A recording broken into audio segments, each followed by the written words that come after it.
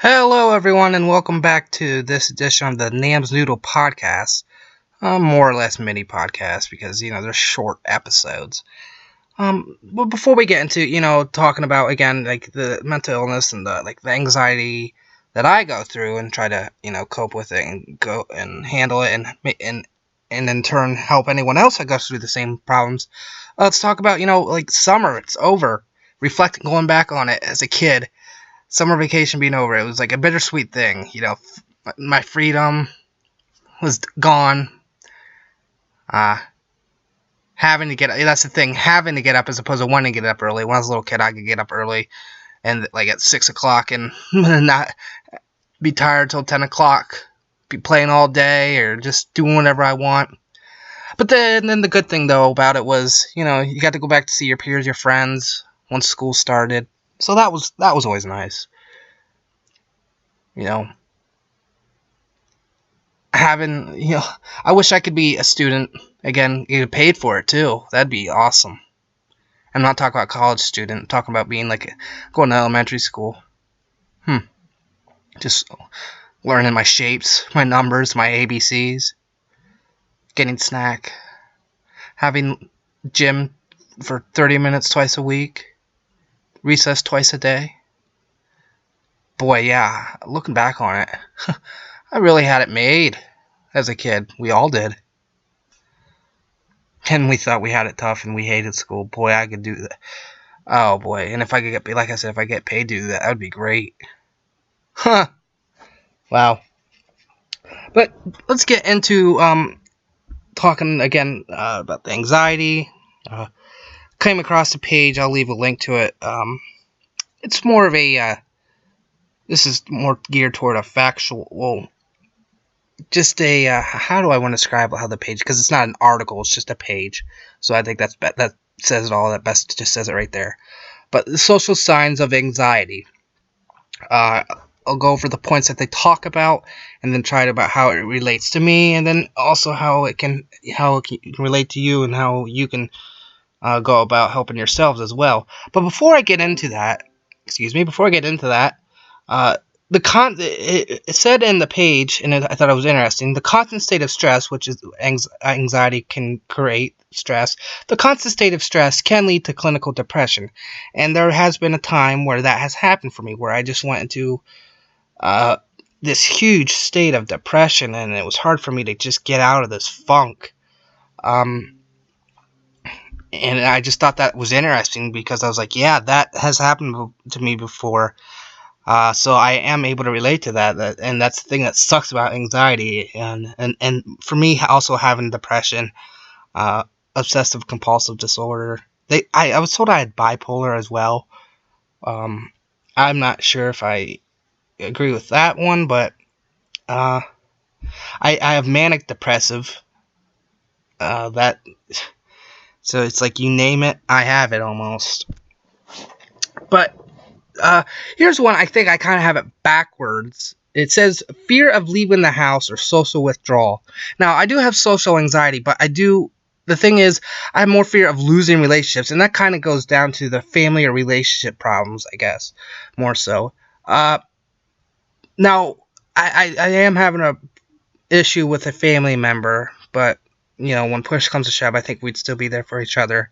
But having said that, I mean, all my friendships, whether they're just strictly platonic or something more, I value and treasure them, and I think I fear about losing that. And I think that goes back to me being when I was a teenager.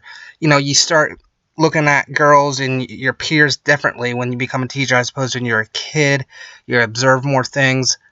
You're aware of trying to impress people. You're aware of yourself or your surroundings, trying to impress people, whether it be whatever gender it was. Trying to hang with the cool crowd, so to speak.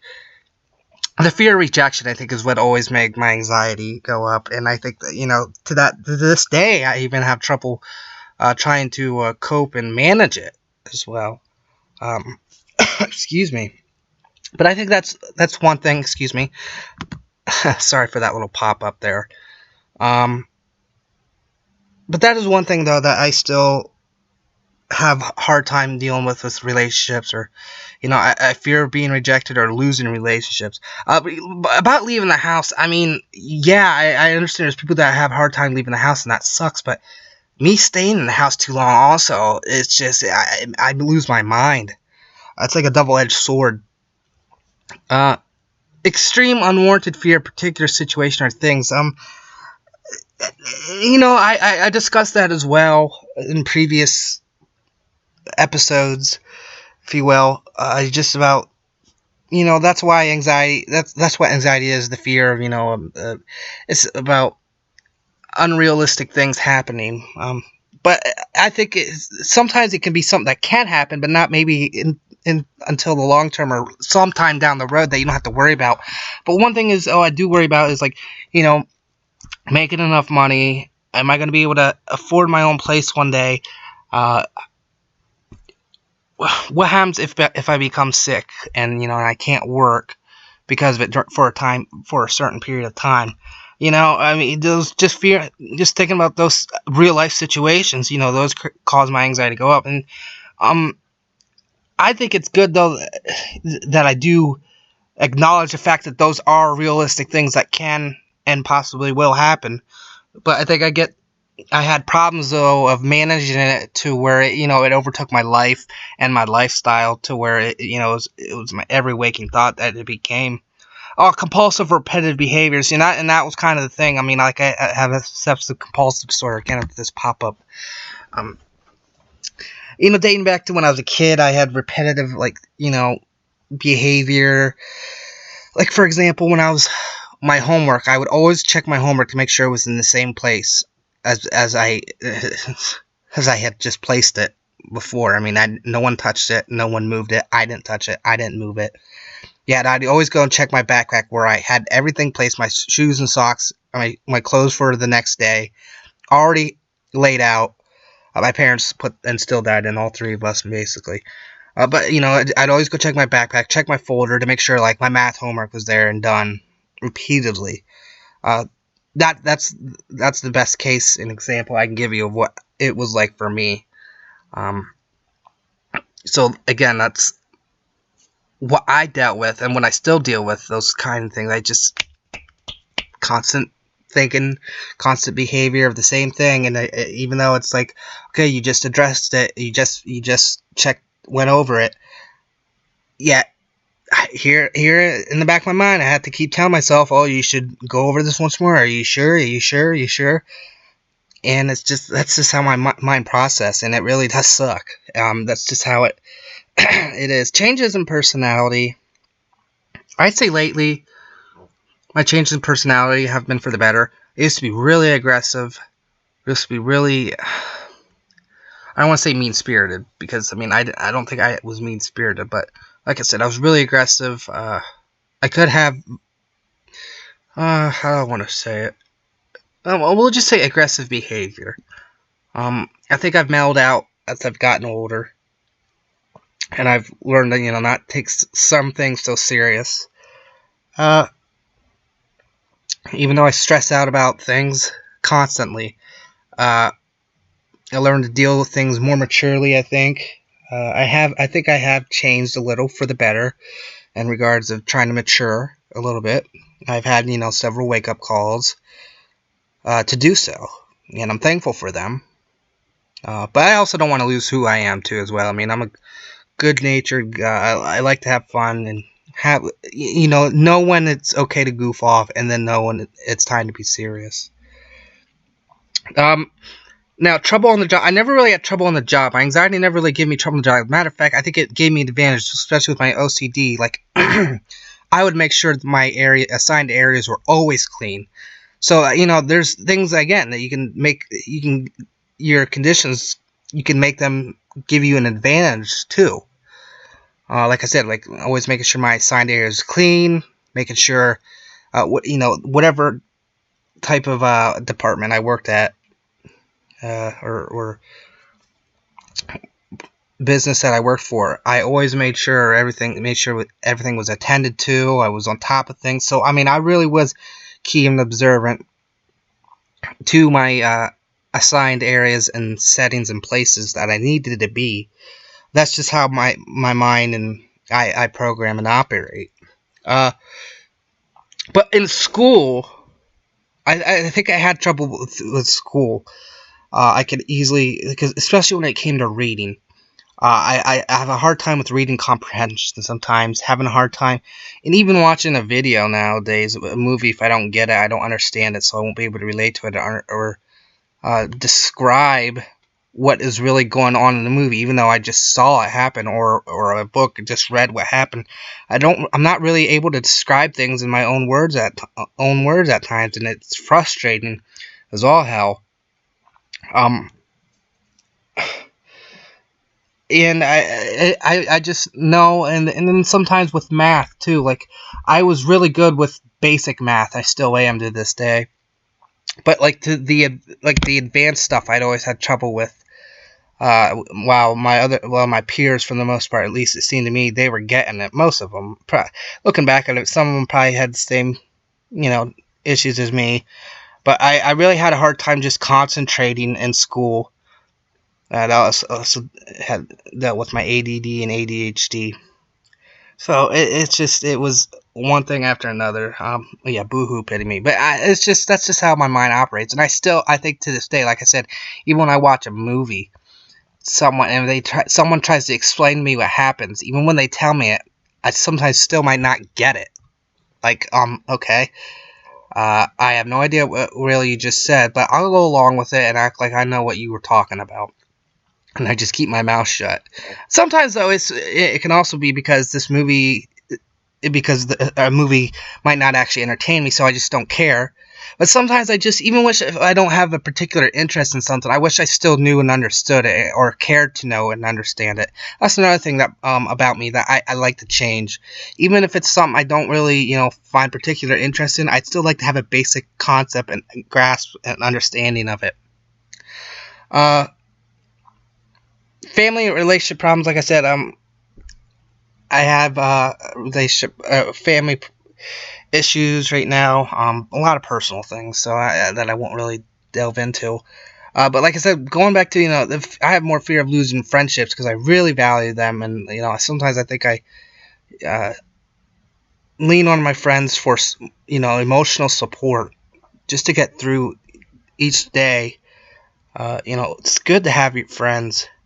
You make sure you have so many outlets and resources and sources to go to for whenever you're having problems.